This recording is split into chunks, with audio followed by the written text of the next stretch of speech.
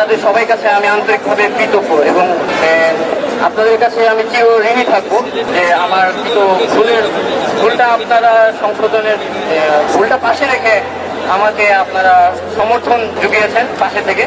আর আরেকটা বিষয়ে বিশেষ দুঃখ পেয়েছে, আমাকে নিয়ে বিভিন্ন মহৎ উদ্দেশ্য প্রণোদিতভাবে বিভিন্ন ট্যাগ লাগানোর চেষ্টা করা হয়েছে। এই জিনিসটা খুবই দুঃখ পেয়েছে এবং এটা অনেকটা আতঙ্ক কাজ করেছে। তো আমি আমাদের সবাই কাছে অনুরোধ করব যে আপনারা এরকম উদ্দেশ্যমূলকভাবে ট্যাগিং বা ইচ্ছাকৃতভাবে ছোট করার চেষ্টা করবেন না।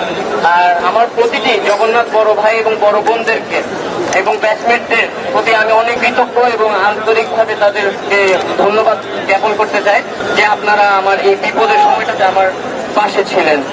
আর আমাদের সম্মানিত শিক্ষকদের উপর যে অত্যাচারটা হয়ে এবং যা হামলা হয়েছে সেটার একটা সুরাহা এবং তদন্ত করে এবং দোষীদের বিচারটা চাই, এটা যাতে অনন্তবিলম্বে হয়।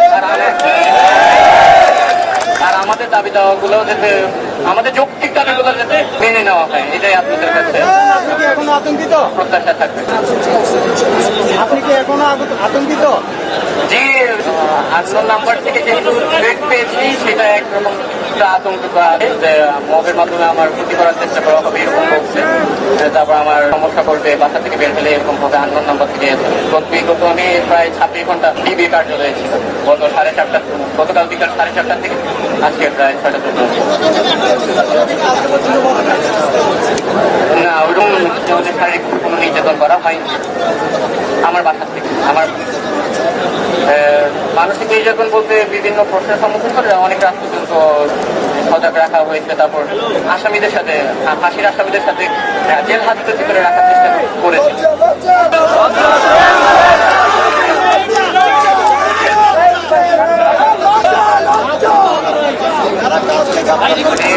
আমার বাসায় জানানো হয়েছে মনে হয় আজকে দুপুর 2টার পরে অথবা বিকাল 3টার পরে। এই পুরো সময়টাতে আমি পুরো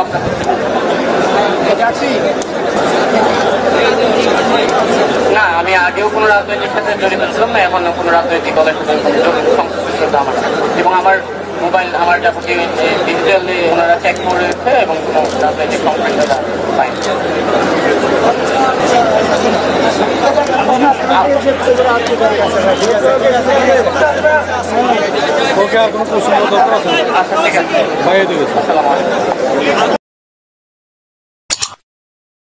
যখনকার খবর তখনই দেখতে চোখ রাখুন সুন 24 টিভিতে।